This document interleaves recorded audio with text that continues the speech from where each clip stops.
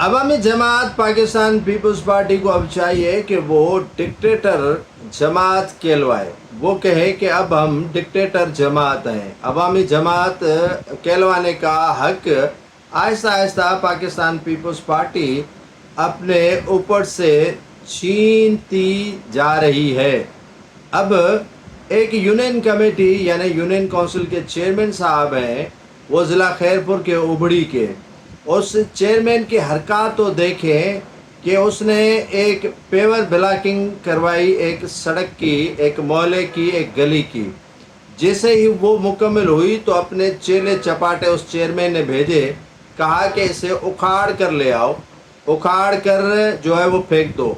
अब वो chairman union committee उबड़ी के अपने जेब से पैसे दे रहे थे या आबा व अजदाद की जो इमलाक है वो फरोख्त करके पेवर ब्लॉक लगा रहा था। ये तो आवाम के टैक्स का पैसा है, उसके बाप का पैसा तो था नहीं उसके दादा की इमलाक वो जला कर यहाँ पर लेकर आया था।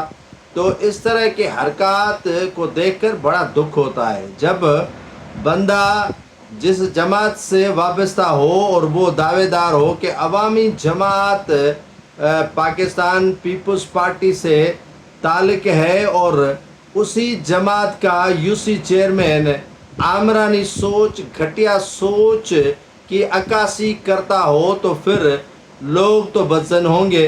अब उन जो गली के रहने वाले हैं उन पर इल्ज़ाम है कि ये पीपल्स पार्टी के सपोर्टर और वोटर नहीं है।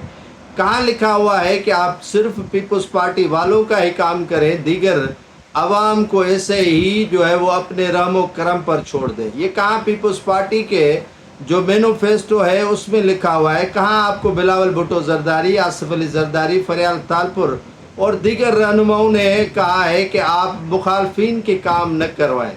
मुखालफिन के काम होंगे तो यकीनन पाकिस्तान पीपल्स पार्टी की अहमियत बढ़ेगी।